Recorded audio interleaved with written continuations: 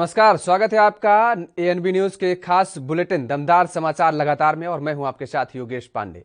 देश में कोरोना की दूसरी लहर से पैदा हुए हालात पर चर्चा के लिए पीएम मोदी की अध्यक्षता में केंद्रीय मंत्रिपरिषद की बैठक हुई और इस बैठक में पीएम मोदी ने कहा कि महामारी के चलते पैदा हुई स्थिति से निपटने के लिए सरकार के सभी विभाग एकजुट होकर काम कर रहे हैं। बैठक में पीएम मोदी ने मंत्रियों से अपने संबंधित क्षेत्रों के लोगों के साथ संपर्क में रहने और उनकी मदद करने के साथ उनकी प्रतिक्रिया प्राप्त करने की गुजारिश की है। उन्होंने स्थानीय स्तर पर समस्याओं की तुरंत पहचान और उनके समाधान पर भी जोर दिया है। इस बैठक में मंत्रिपरिषद के सदस्यों के अलावा केंद्र सरकार के शीर्ष अधिकारी भी शामिल हुए और देश में कोरोना महामारी की दूसरी लहर के दौरान ये केंद्रीय मंत्रिपरिषद की पहली बैठक थी। वहीं बैठक में प्रधानमंत्री नरेंद्र मोदी ने मंत्रियों को जनता के बीच जाकर उनकी समस्याएं सुनने और मुद्दों को सुलझाने को कहा है।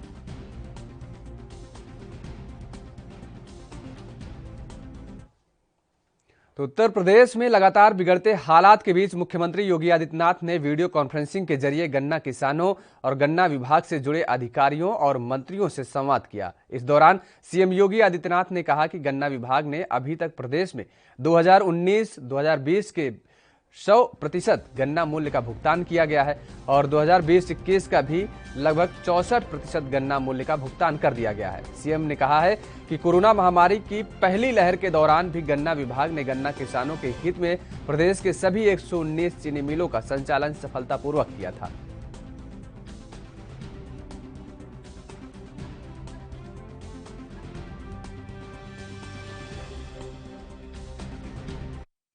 जिन्होंने प्रदेश के अंदर अब तक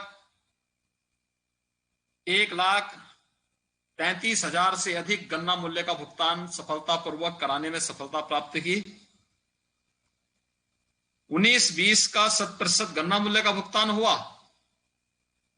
इस 20-21 का भी कोरोना कालखंड के बावजूद 63-64% तक गन्ना मूल्य का भुगतान करने में सफलता प्राप्त की है। एक बड़ी उपलब्धि है। ये जानते हुए भी कि चीनी की उठान वर्तमान में ना के बराबर है, फिर भी गन्ना किसानों के हित के लिए उठाए गए कदमों ने किसान भाइयों के चेहरे पर एक नई खुशहाली लाई और यही खुशहाली प्रदेश की खुशहाली है। प्रदेश की और देश की खुशहाली यहीं से प्रारंभ होती है। मुझे प्रसन्नता है कि तो उधर उत्तराखंड में कोरोना का कहर लगातार जारी है और इस मौके पर स्वास्थ्य सचिव अमित नेगी ने कहा कि हमें केंद्र सरकार से कोविशील्ड वैक्सीन की 1,22,000 डोज मिली है और शुक्रवार को हमें कोवैक्सीन की 42,000 डोज मिल चुकी है। 18 साल से ऊपर उम्र वाले लोगों को वैक्सीन की डोज देने में अभी 1 हफ्ते का समय लगेगा। उन्होंने और क्या कुछ कहा, आपको सुनाते हैं।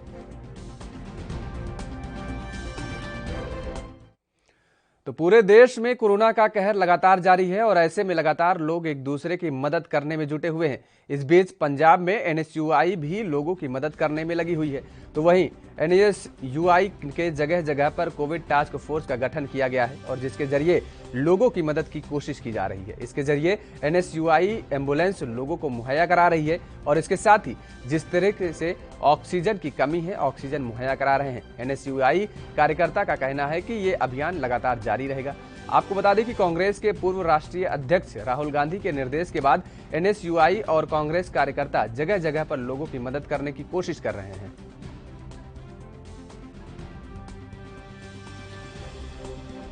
शर्मा, आज राहुल गांधी जी की तरफ से जो डायरेक्शंस हुई थी कि Covid task force her state में, हर डिस्ट्रिक्ट में शुरू की जाए, उसके तहत हमें जो प्रोग्राम मिला है कि हम हर जिले में 2-2 एम्बुलेंसेज एनएसयूआई की तरफ से 24 घंटे एक हेल्पलाइन नंबर लॉन्च करके, चाहे किसी को दवाई की जरूरत हो, एम्बुलेंस की जरूरत हो, हॉस्पिटल में एडमिट कराने तक की सुविधा हम लोग प्रदान कर रहे हैं। 24 घंटे के लिए हमारे ड्राइवर और ward boy with oxygen cylinders available रहेंगे।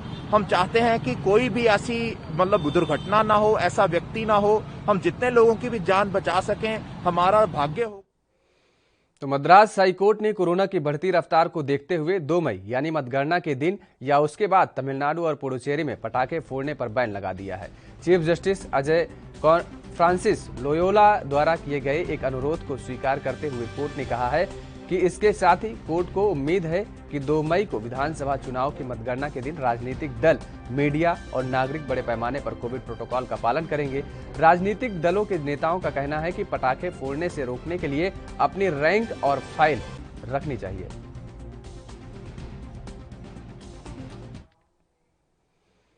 तो बीते दिनों हुए विधानसभा के चुनाव के नतीजों को लेकर केंद्रीय मंत्री रामदास अठावले ने कहा कि जिस तरीके से एग्जिट पोल के नतीजे आ रहे हैं उसे देखकर लगता है कि 5 राज्यों में से 3 राज्यों में बीजेपी सत्ता में आएगी।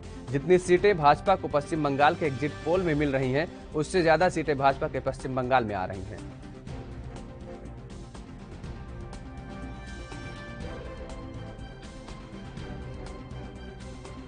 मुझे लगता है कि एग्जिट पोल के जो रिपोर्ट आ रहे हैं उसमें हमारा अंदाजा ये है कि 5 राज्यों में से 3 राज्यों में बीजेपी सत्ता में आएगी। वेस्ट बंगाल में भी जो आंकड़े अभी एग्जिट पोल के आंकड़े आगे पीछे आ रहे हैं, कुछ एग्जिट पोल ने बताया कि भाई बीजेपी सत्ता में आएगी, कुछ एग्जिट पोल ने टीएमसी को भी कुछ ज्यादा सीटें दिखाई है, लेकिन वहां का माहौल ऐसा था कि वहां सत्ता परिवर्तन की लहर वहां थी और इसीलिए जो अभी एग्जिट पोल के आंकड़े आ रहे हैं उससे भी ज्यादा सीटें बीजेपी की वेस्ट बंगाल में आ सकती है, क्योंकि 10 साल ममता जी ने सत्ता में रहकर काम किया है, लेकिन वहां पर भ्रष्टाचार काफी बढ़ चुका था, लोगों पर बहुत सारा अन्याय हुआ था और इसीलिए बहुत सारे 64 एमएलए ने टीएमसी छोड़कर उन्होंने बीजेपी में प्रवेश किया था। बहुत सारे जो नेता थे जो ममता दीदी के पास थे, नजदीक थे, बहुत सारे नेताओं ने टीएमसी छोड़कर बीजेपी में प्रवेश किया था। इसीलिए वेस्ट बंगाल में बीजेपी आएगी, पुदुचेरी में बीजेपी आएगी और आसाम में भी बीजेपी सत्ता में आ रही है। तो मुझे लगता है कि भाई 3 राज्यों में बीजेपी को सत्ता 100% मिलेगी, ऐसा हमें पूरा विश्वास है। और बाकी के 2 जगह पर वेस्ट तमिलनाडु में तो डीएम के सत्ता में आ रही है और केरला में एलडीएफ सत्ता में आ रही है, लेकिन 3 राज्यों में। तो गुरुवार को राहुल गांधी ने ट्वीट कर लिखा था कि देश में सबको फ्री वैक्सीन लगनी चाहिए और इसके बाद ट्वीट के जवाब में बीजेपी नेता तरुण चुग ने कहा कि देश में फ्री वैक्सीन ही है और राहुल गांधी को खुद एक वैक्सीन लगाने की जरूरत है। आपको बता दें कि 1 मई से देश में वैक्सीनेशन अभियान शुरू होने जा रहा है और जिसके बाद 18 साल से ऊपर के सभी उम्र के लोगों को वैक्सीन उपलब्ध होगी।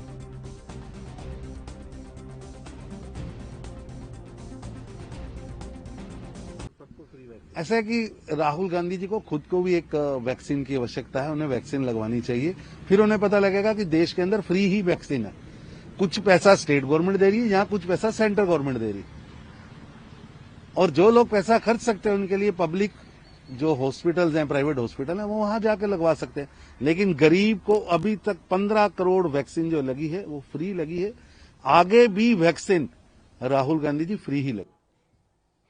तो देश में कोरोना मरीजों की संख्या तेजी के साथ बढ़ती जा रही है। महाराष्ट्र, पंजाब और गुजरात समेत देश के कई राज्य सबसे ज्यादा प्रभावित हैं और यही वजह है कि कई राज्यों ने अपने यहां कोरोना संक्रमण की रोकथाम के लिए नाइट कर्फ्यू, वीकेंड लॉकडाउन और यहां तक कि पूर्ण लॉकडाउन जैसे सख्त कदम उठाए हुए हैं।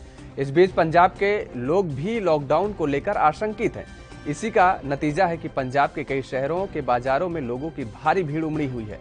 लोग अपनी जरूरत का सामान स्टॉक कर लेना चाहते हैं। हालांकि राज्य के मुख्यमंत्री कैप्टन अमरिंदर सिंह का कहना है कि लॉकडाउन किसी समस्या का हल नहीं है। आपको बता दें कि इससे पहले पंजाब के स्वास्थ्य मंत्री बलबीर सिंह सिद्धू ने पत्रकारों से बातचीत के दौरान लॉकडाउन लगाने के संकेत दिए थे। तो वहीं मुख्यमंत्री कैप्टन अमरिंदर सिंह ने लॉकडाउन की अटकलों पर विराम लगा दिया है। उनका कहना है कि राज्य सरकार अब कोरोना वायरस के केसों से निपटने के लिए रिटायर्ड डॉक्टर्स और मेडिकल स्टूडेंट्स की भी मदद लेगी। तो पंजाब के मुख्यमंत्री अमरिंदर सिंह ने शुक्रवार को जल संसाधन विभाग को निर्देश दिए हैं कि वह नहरों को साफ करने और कीमती जल संसाधन को बचाने के लिए नहरों को जोड़ने के लिए अधिक क्षेत्रों की पहचान करें। क्षेत्र में सिंचाई सुविधाओं को बढ़ाने के लिए कंडी बेल्ट में 72 खराब ट्यूबवेलों को तुरंत बदलने को रेखांकित करते हुए मुख्यमंत्री ने मुख्य सचिव विनी महाजन को प्राथमिकता पर इनके लिए आवश्यक धन आवंटित करने का निर्देश भी दिया है। वर्चुअल सम्मेलन के माध्यम से विभाग के कार्यों की समीक्षा करते हुए मुख्यमंत्री ने विभाग से राजस्थान फीडर, सरहिंद फीडर और साथ ही बिस्म दोआब नहर प्रणाली और बनूर नहर प्रणाली के पुनर्वास शोधन परियोजना में तेजी लाने के लिए कहा है। तो पंजाब में गेहूं की खरीद के 21वें दिन 6,01,423 मीट्रिक टन गेहूं की खरीद की जा चुकी है, जिसमें से सरकारी एजेंसियों की तरफ से 5,99,856 मीट्रिक टन और आढ़तियों की तरफ से 1,567 मीट्रिक टन गेहूं की खरीद की गई है। तो वही मामले की जानकारी देते हुए खाद्य एवं सिविल सप्लाई विभाग के प्रवक्ता ने बताया कि राज्य में 5,99,856 मीट्रिक टन गेहूं की खरीद सरकारी एजेंसियों के द्वारा की गई है, जिसमें से पनग्रेन की तरफ से 84,387 मीट्रिक टन, मार्कफेड से 1,10,776 मीट्रिक टन और पनसब से 1,0565 मीट्रिक टन गेहूं की खरीद की गई है। जबकि पंजाब राज्य भंडारण निगम ने 4,09,959 मीट्रिक टन गेहूं की खरीद की है। तो वहीं कोरोना वायरस को हराने के बाद मुख्यमंत्री योगी आदित्यनाथ एक बार फिर मैदान में उतर गए हैं। सीएम योगी ने अपने सरकारी आवास पर सबसे पहले टीम 9 के साथ समीक्षा बैठक की और उसके बाद अवध शिल्पग्राम में बने 400 बेड के कोविड अस्पताल के आईसीयू का निरीक्षण करने पहुंच गए, जहां आर्मी के अफसरों और डीएम अभिषेक प्रकाश ने उन्हें पूरी जानकारी दी।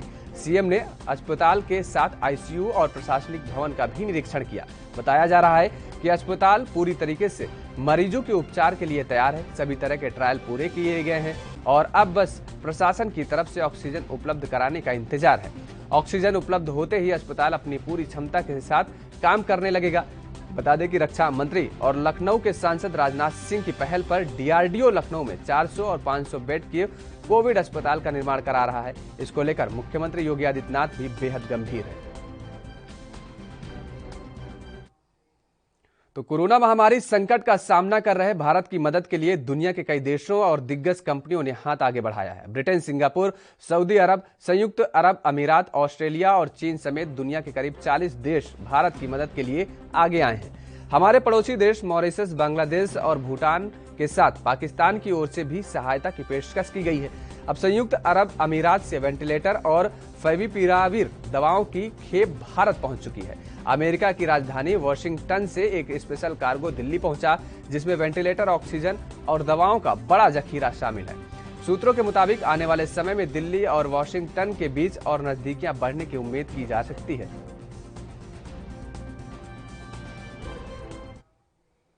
तो कोरोना के कहर के बीच चीन के राष्ट्रपति शी जिनपिंग ने पीएम मोदी की चिट्ठी लिखी है और इस चिट्ठी में उन्होंने कोरोना के खिलाफ लड़ाई में मदद का प्रस्ताव दिया है। इस संबंध में भारत में चीन के राजदूत सुन वेइदोंग ने ट्वीट कर जानकारी दी है कि इससे पहले चीन के विदेश मंत्री वांग यी ने गुरुवार को कहा था कि कोविड-19 के खिलाफ जंग में उनका देश भारत की हर संभव मदद करेगा और कहा कि चीन में बनी महामारी रोधी सामग्री ज्यादा तेज गति से भारत पहुंचाई जा रही है। वहीं विदेश मंत्री एस जयशंकर को लिखे पत्र में वांग ने कहा है कि भारत जिन चुनौतियों का सामना कर रहा है उनके प्रति संवेदना रखता है और गहरी सहानुभूति भी प्रकट करता है। तो भारत में चीन के राजदूत सुन वेइदोंग ने इस पत्र को ट्विटर पर साझा किया है, जिसमें लिखा है कि कोरोना महामारी मानवता का साझा दुश्मन और अंतर्राष्ट्रीय समुदाय को एकजुट और समन्वित होकर इसका मुकाबला करने की जरूरत है। चीन पक्ष भारत सरकार और वहां के लोगों का महामारी से लड़ाई में समर्थन करता है।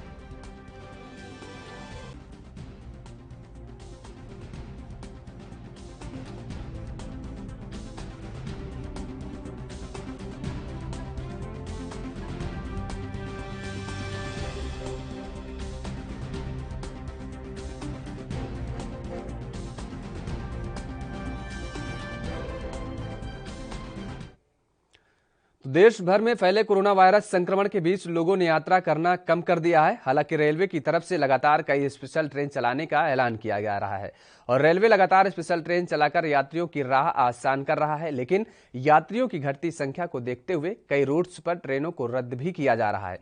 अब उत्तरी रेलवे ने दिल्ली आगरा इंटरसिटी पैसेंजर ट्रेनों को रद्द कर दिया है और इनमें से कई ट्रेनों को 30 और कुछ को 1 और 2 मई से निरस्त कर दिया है।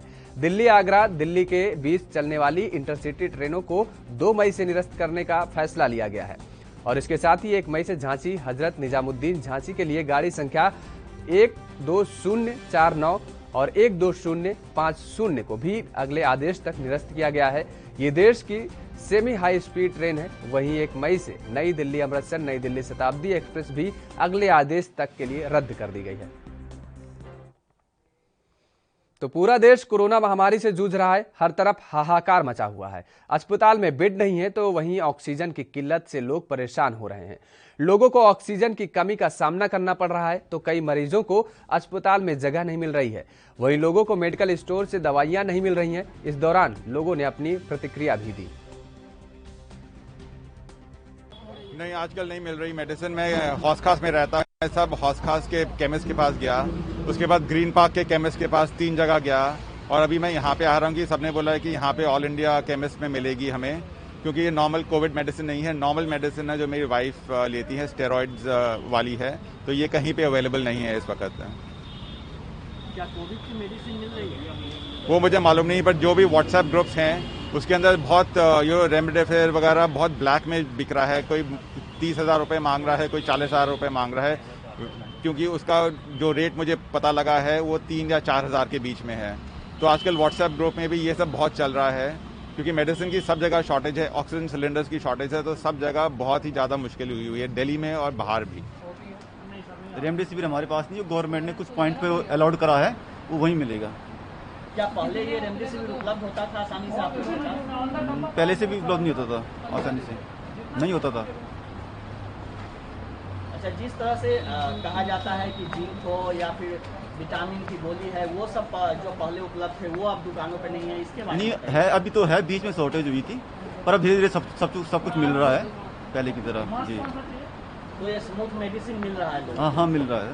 नहीं, यहाँ तो अब जो है बड़ी मारामारी है आजकल की दवाइयों की, पीछे से सप्लाई नहीं आ रही है। जो हम नॉर्मल दवाई, रूटीन की दवाइयाँ भी खाते थे वो भी कम आ रही हैं या बड़ा मुश्किल से मिल रही हैं। और डेली मेरे पास तो फ़ोन ही आता है, रेमडेसिविर इंजेक्शन के लिए आता है। सब लोग मांग रहे हैं इधर से उधर, बिहार से, कलकत्ता से, कहीं ना कहीं से मेरे को फ़ोन आते रहते हैं कि मेरी हेल्प कर दो, मेरी हेल्प कर दो, मेरी हेल्प दो। तो दवाइयों की इस टाइम बहुत किल्लत है और मार्केट प्राइस हमारी जेब काट चुका है, बहुत ज़्यादा बढ़ चुका है। कोई डिस्काउंट नहीं, कुछ नहीं है और बहुत ही फाइनेंशियल डिफिकल्टीज में आ रहे हैं। नहीं, अवेलेबिलिटी कम हो गई है जी, क्योंकि डिमांड ज़्यादा हो गई है, सप्लाई कम है। तो क्या रेमडेसिविर जिस तरह की जो मेडिसिन है या विटामिन सी की गोली और इस तरह की दवा पहले की तरह आपके दुकान में उपलब्ध है? सर, रेमडेसिविर से हमारा कोई कांटेक्ट नहीं है। रेमडेसिविर होलसेलर्स या गवर्नमेंट का अपना चैनल है। हमारे पास विटामिन सी वगैरह आती थी, वो भी दूसरी कंपनीज की आ रही हैं, कई कंपनीज की आ रही है, अब कुछ शॉर्टेज बनी हुई है और रेमडेसिविर का कोई कांटेक्ट नहीं है। तो क्या जो दूसरी जो दवाइयाँ हैं जो कोविड के लिए कहा जाता है कि इस्तेमाल होती है, वो दवाइयाँ आप लोग के पास और उपलब्ध है? मैक्सिमम दवाइयाँ मिल जाती हैं, मैक्सिमम अवेलेबिलिटी है, लेकिन फिर भी शॉर्टेज है। जैसे फेविफ्लू वगैरह है, वो हमारे को प्रॉपर चैनल से नहीं मिल पा रही है। हमने अभी तक फेविफ्लू बेची नहीं। तो दिल्ली के रजौरी गार्डन के एक फ्लैट में शुक्रवार तड़के आग लग गई है। इस हादसे में 3 लोगों के हताहत होने की खबर है। मौके पर पहुंची दमकल ने कड़ी मशक्कत के बाद आग पर काबू पाया। दमकल विभाग के अधिकारियों के मुताबिक एलपीजी सिलेंडर में ब्लास्ट की वजह से फ्लैट में आग लग गई है। दमकल विभाग के मुताबिक शुक्रवार तड़के दिल्ली के रजौरी गार्डन इलाके में एक फ्लैट में आग लगने की सूचना पर दिल्ली फायर डिपार्टमेंट की टीम पहुंची और फ्लैट में आग लगी थी और 3 लोग फंसे हुए थे। दिल्ली फायर सर्विस के जवान एलआईजी फ्लैट में लगी आग को बुझाने में जुट गए। तो पंजाब के लुधियाना के साइकिल उद्योग को कोरोना की वजह से घाटे का सामना करना पड़ रहा है। साइकिल पार्ट्स मैन्युफैक्चरिंग के अध्यक्ष का कहना है कि हम साल में 2 करोड़ साइकिल बनाते हैं और इससे 10 लाख लोग जुड़े हैं। कच्चा माल नहीं आ रहा है, ऑक्सीजन भी नहीं मिल रहा है। 40 से 50 मजदूर कम हो गए हैं।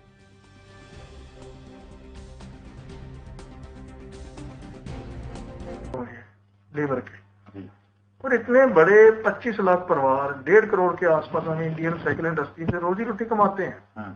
तो अनएम्प्लॉयमेंट जनरेट होनी शुरू हो गई है, क्योंकि इस समय के अगर हम माल बना भी लेंगे, देखिए बाहर से रॉ मटेरियल नहीं आ रहा।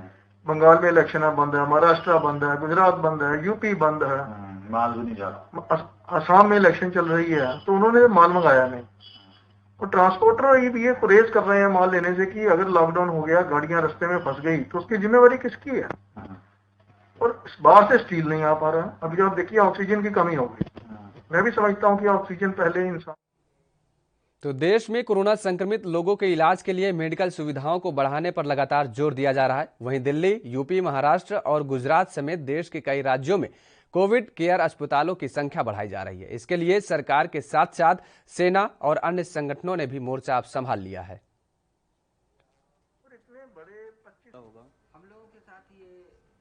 चीज चल रही है कि हम लोग 500 बेड का एक अस्पताल बनाए जिसमें ऑक्सीजन पूरी 500 बेड पे हो और पूरी सुविधाएं हो और टेम्परेरी अस्पताल हो जिससे कि मरीजों को ज़्यादा से ज़्यादा सुविधा मिल सके और उनकी सबकी जान बच सके। सर कितने दिन में तैयार हो जाएगा, कहाँ ये? देखिए हमें 3-4 जगह चिन्हित करी है, फाइनल करनी है अभी हमें और फाइनल होते ही हम आपको बताएंगे। इससे कितनी राहत मिलेगी लोगों को? इससे 500 लोग एक टाइम पे भर्ती हो सकते हैं, तो रोटेशन में 500 आ जाएंगे ऑक्सीजन वाले, तो बहुत सुविधा मिल सकती है। हम लोग अपने लेवल पे कोशिश कर रहे हैं। लोगों को कब मिलेगा? मध्य प्रदेश के भोपाल में लागू कोरोना कर्फ्यू के दौरान दुकानें बंद रहीं और पुलिस वाहनों की जांच करती दिखी। बता दें कि कोरोना का कहर बढ़ता ही जा रहा है। लगातार बढ़ते आंकड़ों से केंद्र सरकार और राज्य सरकार परेशान है। बता दें कि मध्य प्रदेश में बीते 24 घंटों में प्रदेश भर में कोरोना के 1,02,762 नए मामले सामने आए हैं। इसके बाद प्रदेश में अब कोरोना संक्रमितों की संख्या बढ़ गई है। लगातार जिस तरीके से बढ़ने के बाद संख्या 5,50,927 हो गई है, वहीं संक्रमण से मरने वालों की संख्या 5,519 पहुंच गई है।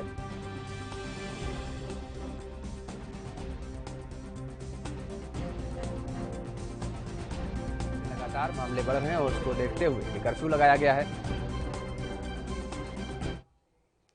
तो मुंबई में लॉकडाउन के बाद अब ऑटो चालकों का भारी दिक्कतों का सामना करना पड़ रहा है। ऑटो चालक का कहना है कि इन्हें अब कुछ एक सवारियां ही मिल रही हैं, जिससे उनके घरों का गुजारा भी मुश्किल हो गया है। इससे लेकर अब वो काफी परेशान हैं।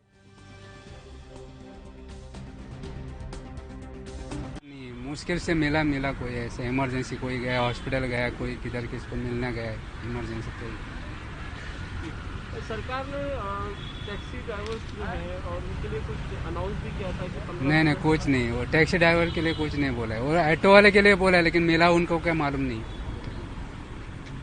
कई लोग जो है अपने गाँवों की तरफ भी वापस जा रहे हैं। आप बहुत सारे हैं, हम तो मारते नहीं है इधर ही। आप तो यहाँ पे बने हुए हैं। हाँ जी। क्या स्थिति, मतलब पैसे अब जब आपने कहा कि धंधा नहीं है तो उससे किन चीजों पे असर पड़ रहा है आपके? सब चीज पे। स्कूल बच्चे स्कूल में है, उनके लिए फी भर नहीं सकते, स्कूल का बुक लेना है। तो पूरे देश में कोरोना का कहर लगातार जारी है। अब ऐसे में रेमडेसिविर जैसे जरूरी इंजेक्शन की कालाबाजारी भी जारी है, जिसके लिए लगातार पुलिस अलग अलग जगहों पर छापेमारी कर रही है और कालाबाजारी को खत्म करने की कोशिश में जुटी हुई है। इस बीच आज उत्तराखंड के कई शहरों में एक साथ छापेमारी की गई है, जिसमें से उत्तराखंड के हरिद्वार में कालाबाजारी करने वाला एक आरोपी भी गिरफ्तार हुआ है। इस दौरान ड्रग्स इंस्पेक्टर अनीता भारती ने कहा कि आरोपी के पास से भारी मात्रा में रेमडेसिविर इंजेक्शन बरामद किए गए हैं। अनीता भारती ने बताया कि उन्हें जानकारी मिली थी कि जो लोग रेमडेसिविर की कालाबाजारी कर रहे हैं उनका एक सदस्य हरिद्वार में मौजूद है, जिसके आधार पर ये पूरी कार्रवाई की गई है। आपको बता दें कि आरोपी के पास से और भी अलग अलग तरह की दवाइयां बरामद हुई हैं।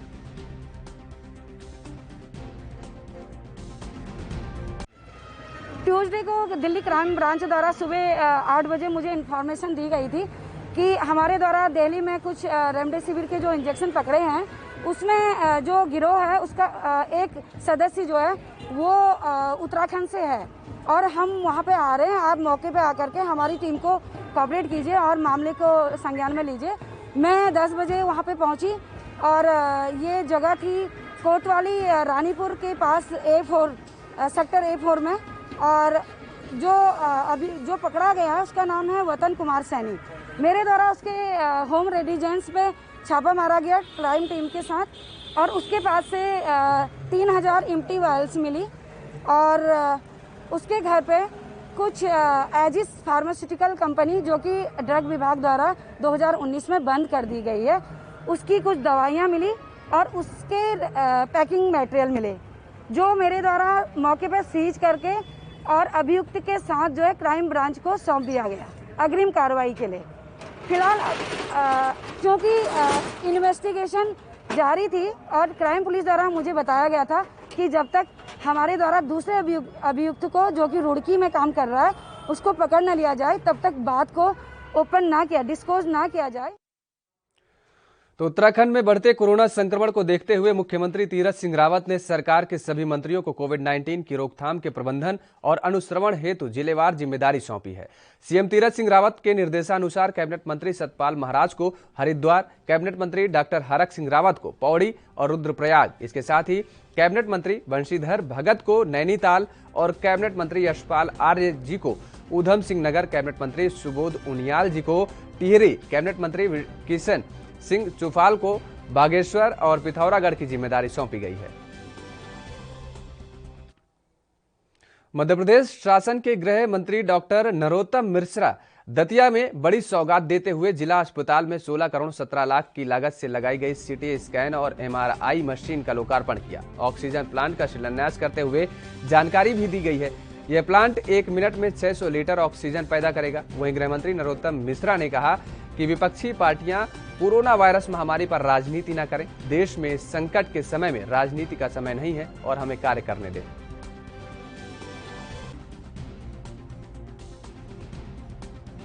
मैं होता तो जब थे तब क्या किया ये कभी नहीं बताया उन्होंने। होते तो ये कर देते।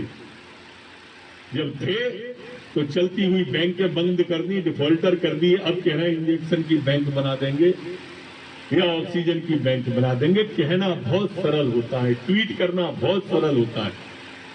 तो ट्वीट करने वालों, आप मदद नहीं कर सकते हो तो मत करो। कम से कम जो काम कर रहे हैं उनके काम में व्यवधान मत बनो। ये ऐसी आपदा विपत्ति कभी कभी आती है, थोड़ा धैर्य रखो। जब राजनीति का समय आए तब राजनीति कर लेना। जब राजनीति का समय आया था तब उपदेश दे रहे थे, आज उपदेश का समय आया है तो राजनीति कर रहे हो। ये अच्छा नहीं है। इसके लिए मैं एसपी साहब, कलेक्टर साहब तो रोहतक में कोरोना के कहर से मौतों का आंकड़ा लगातार जारी है। वहीं सामान्य अस्पताल महम में दवाइयों की कमी है। अस्पताल में एक कोरोना पॉजिटिव के परिजनों ने बताया कि हमने हमारे परिवार के एक सदस्य को अस्पताल में भर्ती कराया है, जिसकी हालत ज्यादा खराब थी और सांस लेने में भी दिक्कत हो रही थी। वहीं इस मामले में परिजनों ने डॉक्टर्स को ऑक्सीजन लगाने के लिए कहा और अस्पताल के स्टाफ मरीज को ऑक्सीजन लगाने के बजाय रोहतक रेफर कर दिया।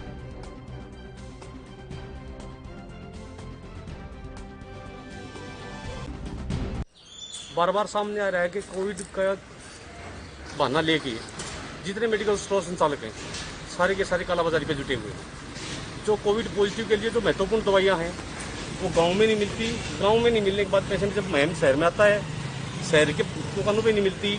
उसके बाद थकार के लास्ट में उसके पास एक इलाज होता है कि वो सिविल में जाएगा।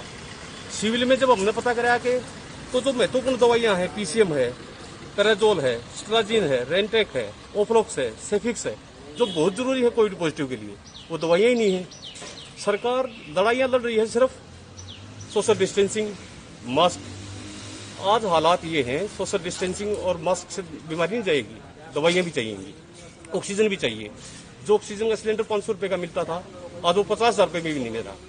मम्मी को पहले भी दिखाया था तो अब भी दिखाया है। कोरोना चेक करवाया, कोरोना की रिपोर्ट अभी तक नहीं आई। 26 तारीख को कोरोना चेक करवाया था हमने और मम्मी के बाकी सब कुछ ठीक है। ऑक्सीजन लेवल बहुत कम था, ऑक्सीजन सांस लेने में दिक्कत हो रही थी तो इन्होंने नहीं एडमिट करा, ना कुछ करा। ऑक्सीजन को लगाई गई थी नहीं लगाई थी इन्होंने? 5-10 मिनट लगाई है। तो उसके बाद उन्होंने ऑक्सीजन क्यों हटा दिया? क्या क्या ऑक्सीजन हटाते हुए? कहते इतनी देर के लिए नहीं है, अपने यहाँ जाओ, यहाँ हमारी जिम्मेवारी नहीं है, कुछ ऐसा बोले। तो जो दवाइयाँ थी कोविड पॉजिटिव के लिए जो सेंसिटिव। तो उधर रीवा के संजय गांधी अस्पताल में विचाराधीन बंदी के उपचार के दौरान मौत हो गई और इसके बाद अस्पताल प्रबंधन ने बंदी को कोरोना संक्रमित बताकर परिजनों को डेड बॉडी देने से भी इंकार कर दिया। लेकिन इसके बाद डेड बॉडी के लिए परिजनों ने अस्पताल के मुख्य गेट पर चक्का जाम करते हुए हंगामा कर दिया और प्रशासन पर लापरवाही बरतने का आरोप लगाए।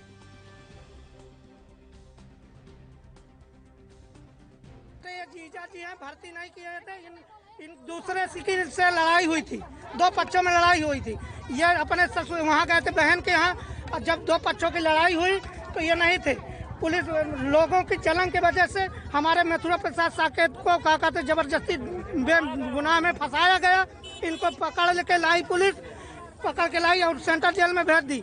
हमने मजिस्ट्रेट साहब से बेल लिया, जब बेल लेके आए ये मृत घोषित कर दिया गया। सेंट्रल जेल वाले मृत हमारे यहाँ फेंक दिए। कहे कि इल्जाम हमारा ये है कि हमारा जो हुआ है सो हुआ है, हमारी बॉडी दी जाए और हमारे जो दोषी हैं उनको तो जांच करके वो किया जाए। हाँ, ये विचाराधीन बंदी थे मथुरा प्रसाद साकेत, रायपुर कचुलियान थाना क्षेत्र अंतर्गत।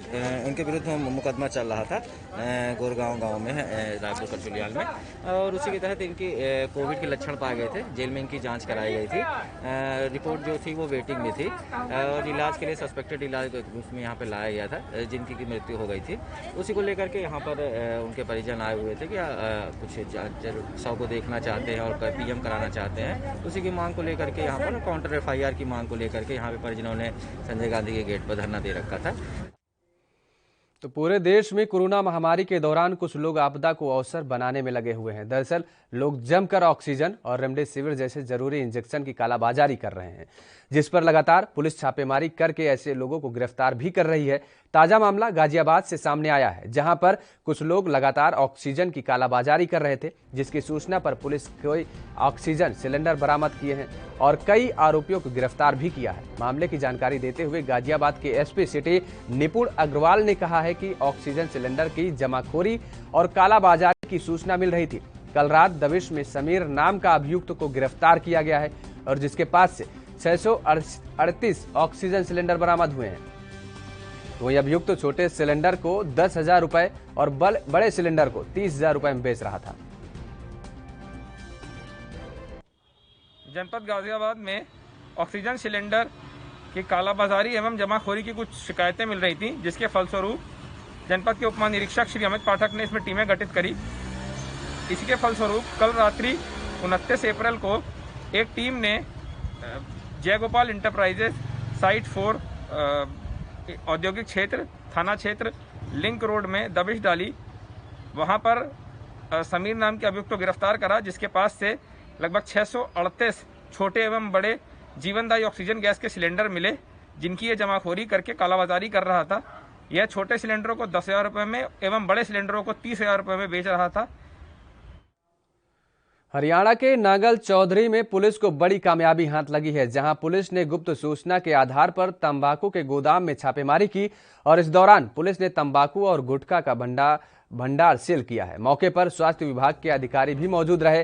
पुलिस को आशंका है कि उक्त भंडारण के जरिए गुटखा के कालाबाजारी का खेल चल रहा था।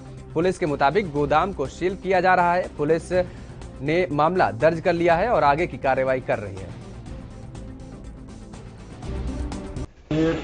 गुलबाग वगैरह के पैकेट हैं, भारी मात्रा में छुपा के रखे हुए हैं। ये सूचना पर हम मौके पर पहुंचे हैं और यहाँ पता किया गया है। दुकान मालिक बुलाया और दुकान मालिक ने कहा कि मैंने तो ये दुकान में जमीन अग्रवाल को दे रखी है।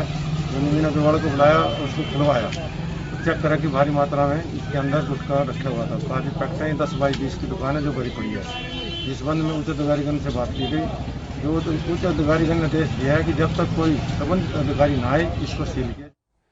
फरीदाबाद के एसडीएम नगर से ब्लॉक में आज सुबह एक घर में आग लग गई और आग लगने का कारण अचानक इन्वर्टर की बैटरी में ब्लास्ट होना बताया जा रहा है। घटना सुबह 9 बजे की है, जब शॉर्ट सर्किट के कारण इन्वर्टर में ब्लास्ट हो गया है। उस वक्त परिवार के सभी सदस्य सो रहे थे और ब्लास्ट की आवाज सुनते ही घर में मौजूद सभी लोग बाहर आ गए, पर बैटरी फटने के कारण घर में रखा सिलेंडर ब्लास्ट भी हो गया। और वहीं फायर ब्रिगेड के 2 गाड़ियों ने मिलकर आग पर काबू पाया है। आपको बता दें कि जिस वक्त घर में हादसा हुआ तब 2 डॉगी भी घर के अंदर मौजूद थे। हादसा होने पर जब घर का मालिक घर से बाहर आया तो उन डॉगी की जान बचने के लिए दोबारा घर के अंदर गया, जिस कारण वो मामूली रूप से हादसे का शिकार भी हो गया। मैं तो सो रहा था, मेरे को मेरे भतीजे ने उठाया। अराउंड 9 बजे की बात है, 9 सवा 9, और बैटरी में आग लगी हुई थी। बैटरी में इन्वर्टर की जो बैटरी होती है, इन्वर्टर की बैटरी थी। तो हमने काफ़ी कोशिश करी, उसमें रेत वगैरह डाली। बाद में मेन लाइन काट के उसमें पानी भी डाला, बट तब तक आग बहुत ज़्यादा बढ़ चुकी थी। आग बढ़ चुकी थी, आउट ऑफ कंट्रोल हो गई थी। तो मैंने सबको घर से बाहर निकाला। घर से बाहर निकालने के बाद मेरा एक कुत्ता था, वो अंदर चला गया था। उसको ढूंढने के लिए मैं ऊपर गया, इतने में सिलेंडर फट गया। तो आपको भी चोटें आई थोड़ी बहुत? हाँ, मेरे को पूरी फर्स्ट डिग्री बर्न होगा मेरे ख्याल से। अच्छा। और कुत्ता भी मेरा मिल गया, दूसरा वाला मिल गया। और तो किसी को कैजुअल्टी नहीं है? नहीं, जान मालों को कोई नुकसान नहीं हुआ। दोनों डॉगी मिल गए? दोनों डॉगी मिल गए, बस तोते थे शायद वो। तो आग पर लगभग काबू पा लिया गया आप तो? हाँ जी, आग पर काबू पा लिया गया आप तो? फिलहाल अभी वही एक सिचुएशन देखने जा रहा था, वैसे ऑलमोस्ट काबू पा लिया है। ठीक है भैया, थैंक यू। महेंद्र जी, क्या मामला है? आप हरिजन नगर में आए हुए हैं सी ब्लॉक में। भाजी ये पता लगा है भी इन्वर्टर की बैटरी फटने से आग लगी है, जिसमें काफ़ी नुकसान हुआ है और लगभग अभी आग पे काबू पा रहे हैं। अभी आग फायर ब्रिगेड की गाड़ियाँ लग रही है, 2 गाड़ियाँ चल। तो कोरोना के बढ़ते मामलों को देखते हुए यूपी के प्रयागराज में सिर्फ दूल्हा और दूल्हे की बहन बारात लेकर के पहुंची। दूल्हे ने बताया कि आज बारात आनी थी तो सिर्फ हम 2 लोग आए हैं, मम्मी पापा को भी नहीं ला पाए क्योंकि वे 60 साल से ऊपर के हैं। शादी में सिर्फ दूल्हा दुल्हन की तरफ से एक लोग हैं और दूल्हा खुद गाड़ी चलाकर आया है।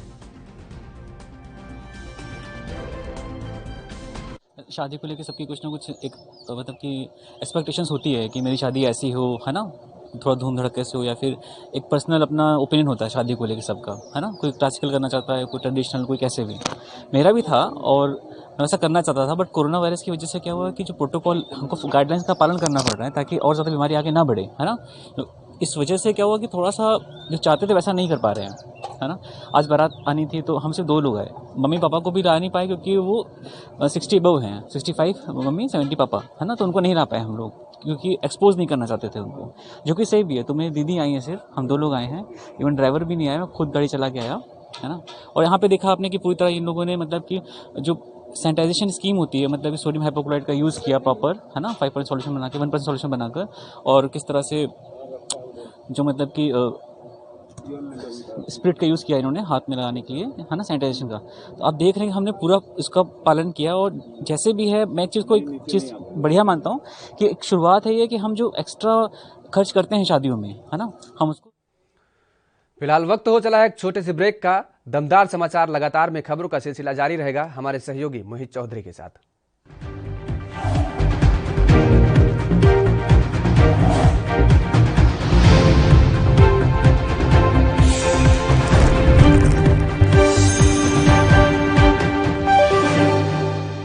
तेग बहादुर सिमरिया हिंद दी चादर तन तन श्री गुरु तेग बहादुर जी दे 400 साला प्रकाश पुरब दी समूह संगतां नूं लख लख वधाई। नौवें पातशाह जी दे 400 साला प्रकाश पुरब ते गुरमत संगीत दा आनंद माणो। भाई मनजीत सिंह शांत गुरमत संगीत नाल संगतां नूं निहाल करनगे। जलंधर तो गुरमत संगीत दा सीधा प्रसारण देखो 1 मई 2021 नूं दोपहर 12:35 तो लेके 1:30 तक सिर्फ ANB न्यूज़ ते।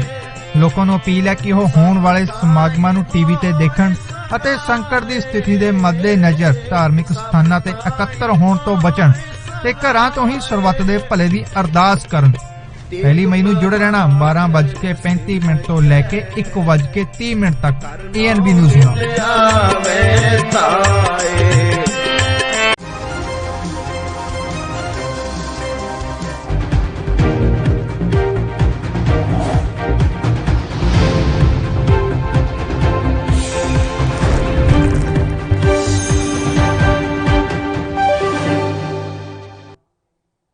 ब्रेक के बाद एक बार फिर से आप सभी का स्वागत है। मैं मोहित चौधरी। रुक करते हैं बाकी खबरों का। उत्तर प्रदेश के आगरा में अग्रवाल ऑक्सीजन प्लांट ट्रायल के बाद से बंद पड़ा हुआ था। अब सेना की मदद से इस प्लांट को फिर से शुरू किया गया है। यहां काम भी जारी है। ये जिले का दूसरा ऑक्सीजन प्लांट है जिसमें एयर से ऑक्सीजन तैयार होगी। हर दिन 1600 सिलेंडर का रिफिल होगा। डीएम प्रभु एन सिंह ने बताया कि अग्रवाल ऑक्सीजन प्लांट चालू होने से काफी हद तक गैस की आपूर्ति से राहत मिलेगी।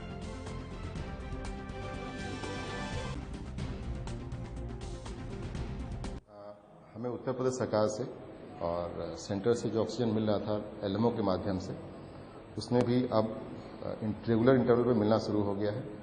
लोकल हमारे यहाँ पे एक प्राइवेट वेंडर जो है इंडस्ट्रियल ऑक्सीजन के लिए एयर टू ऑक्सीजन प्लांट बना रहा था। पिछले 12 दिन से हम लोग उसको 24/7 अपनी निगरानी में रख रहे थे। बीच में जब थोड़ा सा उसका टेक्निकल इनपुट ठीक नहीं हुआ था, आपस में हम लोगों ने अपने टेक्निकल टीम को और आर्मी से भी हम लोगों ने उनकी जो टेक्निकल टीम है, चूंकि यहाँ उनका बेस है, उनकी मदद ली थी। उनकी 4 टीम वहाँ लगी हुई थी।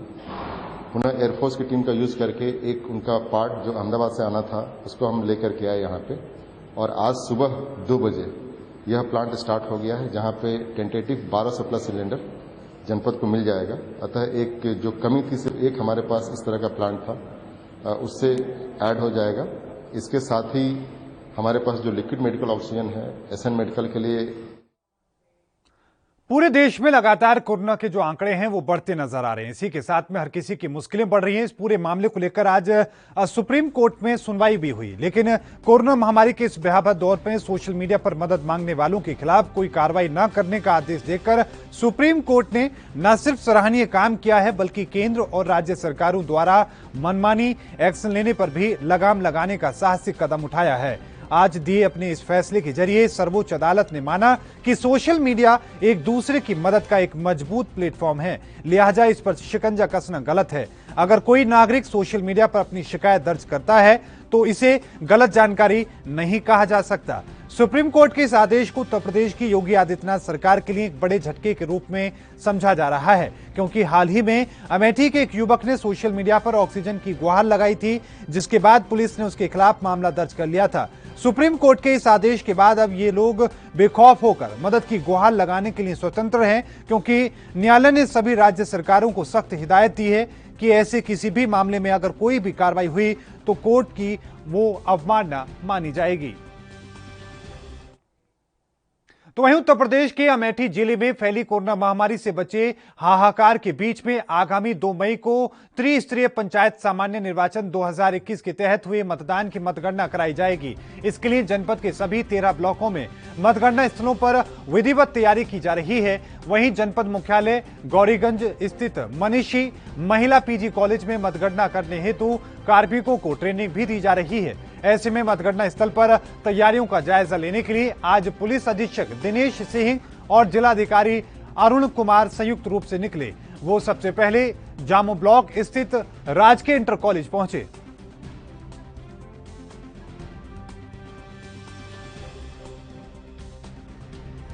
जब 2 मई को मतगणना होनी है, ऐसे में सुरक्षा दृष्टि से देखा जाए तो आपकी तरफ क्या क्या व्यवस्था की है? सुरक्षा की दृष्टि से हमने त्रिस्तरीय सुरक्षा व्यवस्था की है। आउटर कार्डन, इनर कार्डन, आइसोलेशन कार्डन। सभी वाहनों की पार्किंग हम दोनों तरफ बैरियर बनाकर उसके 100 मीटर बाहर कराएंगे। यहाँ पर वही अभिकर्ता प्रवेश करेंगे जिनकी काउंटिंग चल रही होगी। शेष के लिए पीछे प्रतीक्षालय बना हुआ है। प्रत्येक व्यक्ति की फ्रिस्किंग करके भीतर प्रवेश करने दिया जाएगा, जिसके अंतर्गत माचिस, बीड़ी, सिगरेट, गुटखा, स्याही और मोबाइल फ़ोन और कैमरा बिल्कुल एजेंटों के लिए परमिटेड नहीं होगा। तो आपके माध्यम से मैं अनुरोध करना चाहूँगा इन सामग्रियों को लेकर ना आए। सर, ऐसे में मतगणना के दिन जो बड़े वाहन हैं उनको रोड बैरियर लिख क्या करेंगे? मतगणना के दिन कर्फ्यू लगा हुआ है, कोरोना कर्फ्यू लगा हुआ है, इसलिए उस दिन वाहनों को बिल्कुल नहीं चलने दिया जाएगा।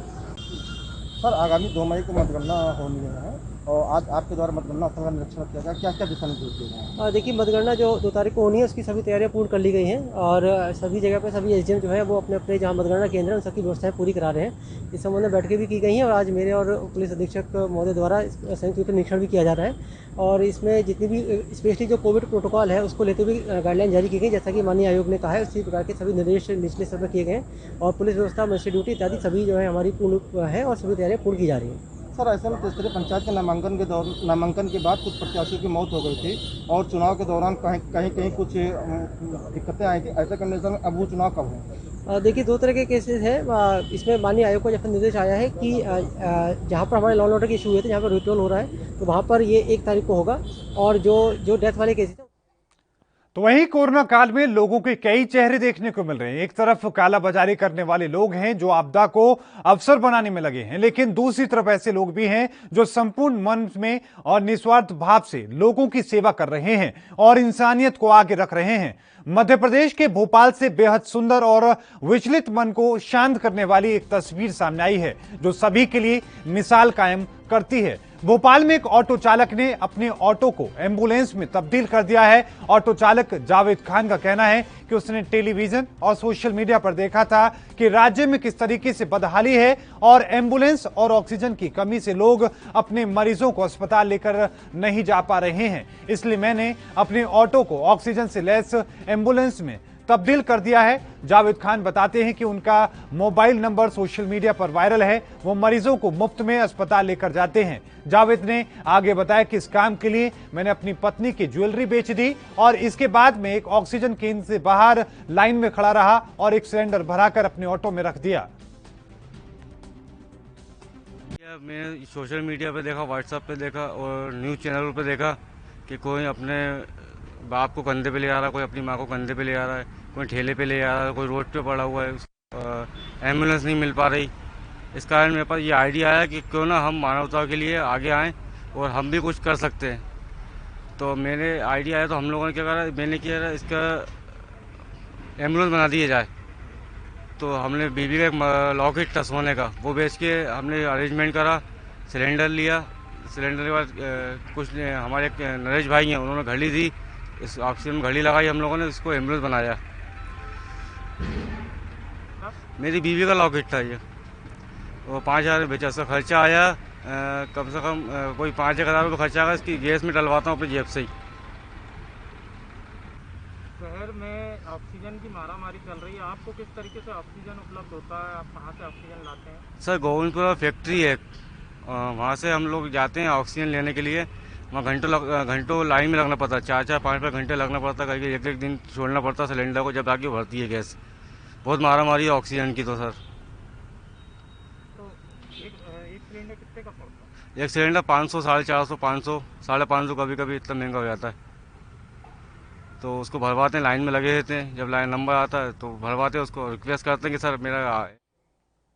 तो वहीं वर्तमान में कोविड-19 के लगातार बढ़ रहे मामलों के बीच सरकार की तरफ से जारी कोविड-19 गाइडलाइंस की पालना कराने के लिए पुलिस को काफी मशक्कत का सामना करना पड़ रहा है। शहर की सड़कों पर कोई बेवजह न घूमे, इसके लिए पुलिस दिन रात तैनात है। बावजूद इसके लोग नहीं मान रहे हैं, बहाने बनाकर शहर की सड़कों पर बेवजह घूमते हुए नजर आ रहे हैं। इसी को मद्देनजर रखते हुए जिला पुलिस अधीक्षक विकास शर्मा ने शहर में अलग अलग जगहों पर व्यवस्थाओं का जायजा लेते हुए बेवजह घूमने वालों पर सख्ती बरतने के लिए पुलिसकर्मियों को निर्देश दिए। वहीं आज एक बारात को भी पुलिस ने नियमों की धज्जियां उड़ाते हुए देखा। इस दौरान दोनों पक्षों में जमकर तीखी बहस भी देखने को मिली।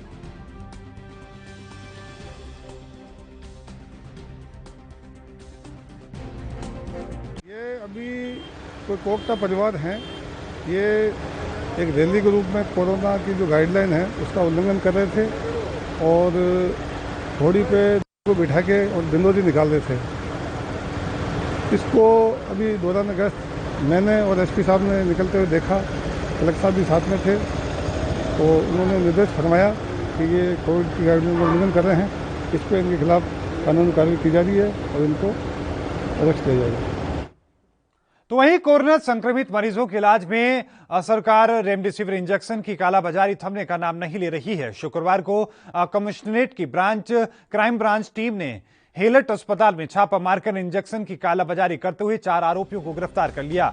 आरोपियों में एक हेलट के नर्सिंग स्टाफ में काम करता है और वहीं मरीजों के इंजेक्शन चोरी करके ब्लैक मार्केट में बेचने के लिए अपने साथियों को उपलब्ध कराता था। पुलिस आयुक्त असीम अरुण ने बताया कि उन्हें रेमडेसिविर इंजेक्शन की कालाबाजारी की सूचना मिली थी। सूचना के आधार पर क्राइम ब्रांच को इस अभियान में लगाया गया। क्राइम ब्रांच के एक सिपाही ने इसके बाद स्टिंग ऑपरेशन यानी कि ग्राहक बनकर काकादेव थाना क्षेत्र के विजयनगर निवासी आयुष कमल से संपर्क किया।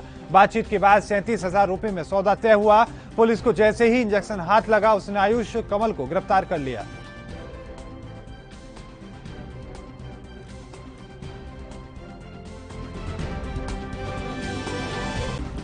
मिली कि कुछ लोग 30-35 हजार में रेमडेसिविर का इंजेक्शन ब्लैक मार्केटिंग करते हुए बेच रहे हैं।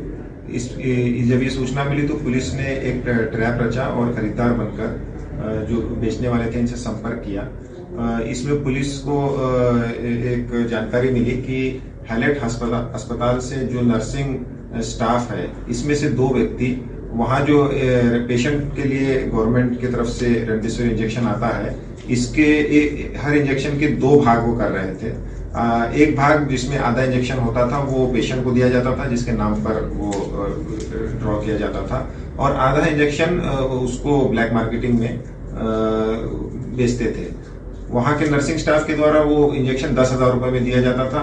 बाहर दूसरे एजेंट उसको और बढ़ा चढ़ाकर लगभग 30 से 35,000 रुपए में जिस तरीके का उनको जरूरतमंद मिलता था उस हिसाब से ये बेचा करते थे। इस प्रकरण में विक्रम कुमार और चैतेश चौहान ये नर्सिंग स्टाफ हेलेट अस्पताल से गिरफ्तार किए गए हैं। इसके अलावा एक प्राइवेट नर्सिंग होम के भी एक अंशुल शर्मा नाम का एक अभियुक्त गिरफ्तार किया गया है और एक प्राइवेट पर्सन जो तो वहीं मुरादाबाद के एक निजी अस्पताल में गुरुवार को कोरोना के 6 मरीजों की मौत के बाद परिजनों ने अस्पताल के बाहर जमकर हंगामा किया। वहीं इस घटनाक्रम पर मुरादाबाद सीएमएस ने क्या कुछ कहा है, आइए सुनते हैं। क्रिटिकल हालत में एडमिट हैं और इनमें से इनकी डेथ हुई है। जिनकी एक तो 29 तारीख को एडमिट हुआ था और वो भी सीरियस था, ऑक्सीजन पे ही चल रहा था, और 24 तारीख को का एडमिशन था वो भी, और ये हायर सेंटर के लिए इनको बता दिया गया था लेकिन लेके नहीं गए थे। और एक पेशेंट सुबह 10:15 बजे आया, 47% विद ऑक्सीजन पर 47% ठीक थी, और ये आकर के इसको मैनेज करा लेकिन नहीं बचा पाए इसको। एक पेशेंट, चौथा पेशेंट एक पेशेंट था, ये कोविड पॉजिटिव था और 28 तारीख को पॉजिटिव आया था। आज एम्बुलेंस आई थी इसको लेने के लिए, एम्बुलेंस में शिफ्ट करवाने के बाद में इसकी तो क्या वजह इनकी निकल गई? मैम ऑक्सीजन की कमी ऐसा कारण नहीं है? नहीं, पेशेंट क्रिटिकल हालत में थे जिसकी सैचुरेशन 50-60 होगी विद ऑक्सीजन, तो उनको तो बचाना बहुत ही मुश्किल है, क्रिटिकल कंडीशन में थे उनको। तो ऑक्सीजन को भरपूर मात्रा में? हाँ, ऑक्सीजन कंसंट्रेटर भी हैं, बैकअप के लिए 11 कंसंट्रेटर हमारे पास है, अभी 5 की और व्यवस्था करी जा रही है। तो ये टोटल 4 पेशेंट की डेथ हुई है? 4 की डेथ हुई है? हाँ, 4 पेशेंट क्रिटिकल पेशेंट हैं जो आए थे।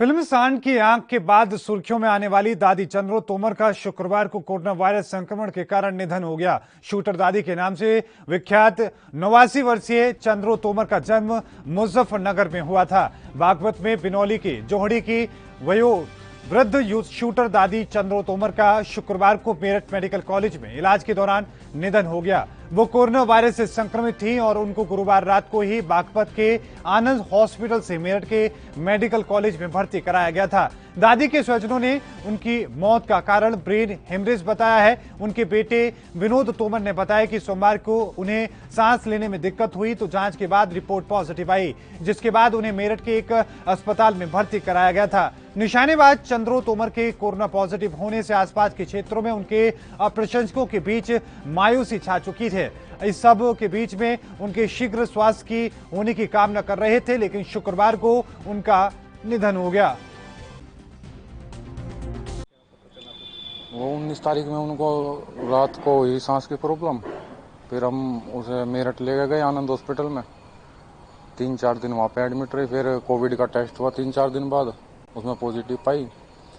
फिर हमने उसमें 2-3 दिन वहीं पे रही प्राइवेट रूम में, फिर वहाँ से इसमें मेडिकल में हुई ट्रांसफ़र वहाँ से, और कल रात से वेंटिलेटर पे थी, 3-4 दिन से खा नहीं रही थी। उत्तर प्रदेश के मुरादाबाद में चुनावी रंजिश के चलते दो पक्षों में विवाद हो गया। विवाद में दोनों पक्षों ने एक दूसरे पर पथराव किया है। पथराव का वीडियो सोशल मीडिया पर वायरल हो रहा है। वीडियो में साफ तौर पर देखा जा सकता है कि छतों से युवक पथराव कर रहे हैं।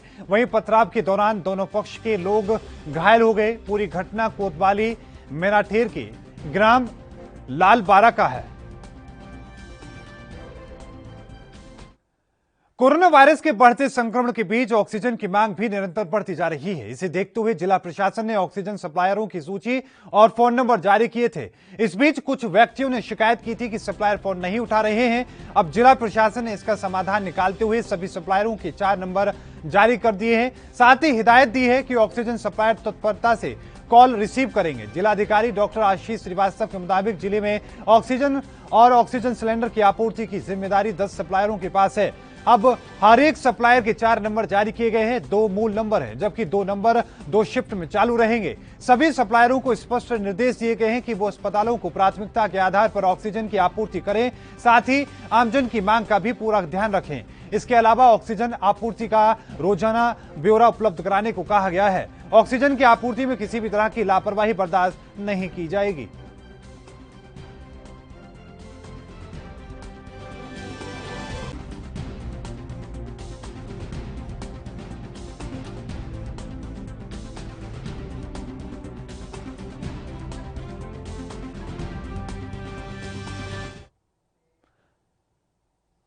तो वहीं बढ़ते कोरोना संक्रमण को देखते हुए रीवा जिले में संपूर्ण लॉकडाउन किया गया है। बावजूद इसके एसडीएम के द्वारा पंचायत सचिव और जीआरएस की जनपद पंचायत हनुमाना में मीटिंग ली गई, जिसमें 98 पंचायत के सचिव और जीआरएस मौजूद रहे। लगभग 200 के आसपास भीड़ इकट्ठा करके कोरोना निर्देशों की खुलेआम धज्जियां उड़ाई गई, लेकिन शासन प्रशासन इस पर चुप्पी साधे हुए है। हालांकि अभी इस पर जिम्मेदार अधिकारी कुछ बोलने से साफ इनकार कर रहे हैं। हालांकि बड़ा सवाल यह है कि प्रशासनिक अधिकारी खुलेआम कोविड-19 के नियमों की कब तक धज्जियां उड़ाते रहेंगे।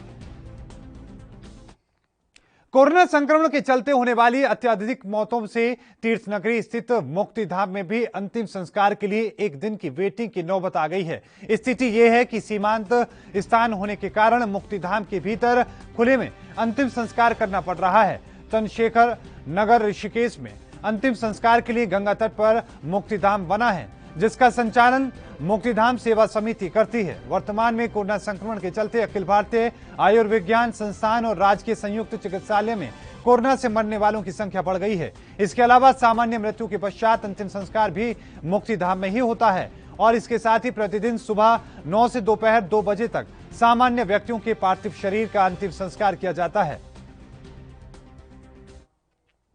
मुरादाबाद के जिला अस्पताल में एक के बाद एक 4 कोरोना पॉजिटिव मरीजों की इलाज के दौरान मौत हो गई और उसके बाद में वहां पर अस्पताल में भर्ती अन्य मरीजों के परिजनों ने अस्पताल प्रशासन पर यह आरोप लगाया कि अस्पताल में ऑक्सीजन की कमी है।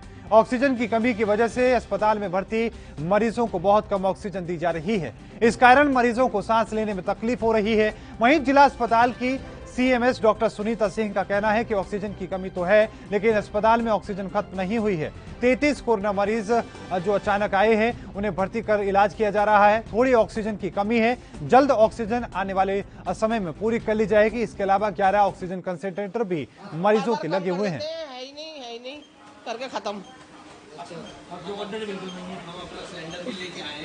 कोशिश कर रहे हैं बराबर, अच्छी खासी मेरी हो गई थी सही यहाँ पे, और फिर है ही नहीं जब गैस तो तबियत मतलब ऐसा हो गया कि बस जा रहे हैं लोग एक एक करके निकलते जा रहे हैं हमारे सामने, आंखों के सामने। 5-6 हो गई 3 दिन में। कुछ भी ट्रीटमेंट नहीं हो रहा है यहाँ पे। शुगर है और कोरोना का इलाज कर रहे हैं, और कोरोना हम 3 बार चेक करा लिए, कोरोना नेगेटिव आ रहा है। और ये ऑक्सीजन की क्या कमी है? ऑक्सीजन तो मिली ही नहीं, रात से बैठे हुए हैं ऑक्सीजन। कोरोना काल में जहां कुछ लोग आपको बताएं कि कर्जबाजारी में संलिप्त हैं, तो वहीं देश के तमाम शहरों में कुछ ऐसी तस्वीरें भी सामने आ रही हैं जो दिखाती हैं कि अभी भी कुछ लोग ऐसे हैं जो मानवता के प्रति बेहद संजीदा और गंभीर हैं। देश के अलग अलग जगहों से जो तस्वीरें सामने आ रही हैं उनमें कुछ लोग इस कोरोना काल में खाने का सामान उपलब्ध करा रहे हैं, तो कुछ लोग मास्क और सैनिटाइजर जैसे कोरोना किट लोगों को फ्री में उपलब्ध करा रहे हैं। ऐसी ही एक तस्वीर दिल्ली से सामने आई है, जहां पर मस्जिद ग्रीन पार्क की तरफ से कोविड आइसोलेट सेंटर खोला गया है, जिसमें मेडिसिन की भी व्यवस्था की गई है। इसके साथ ही निःशुल्क 10 बेड का इंतजाम कराया गया है। मोहम्मद सलीम है और मैनेजिंग कमेटी मस्जिद ग्रीन पार्क का मैं ज्वाइंट सेक्रेटरी हूँ। और ये हमने कोविड आइसोलेट सेंटर खोला है और इसमें से मेडिसिन का हमने अरेंजमेंट रखा है आइसोलेट करने के लिए।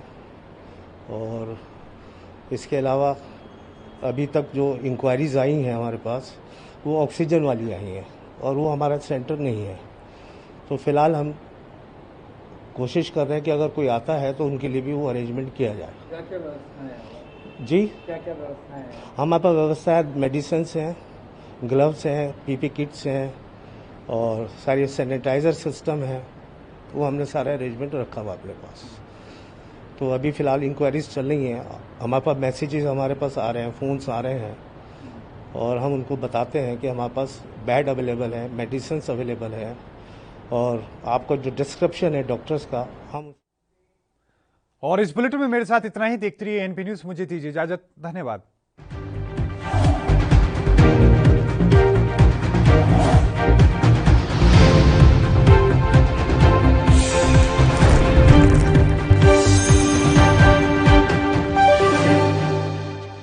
तेग बहादुर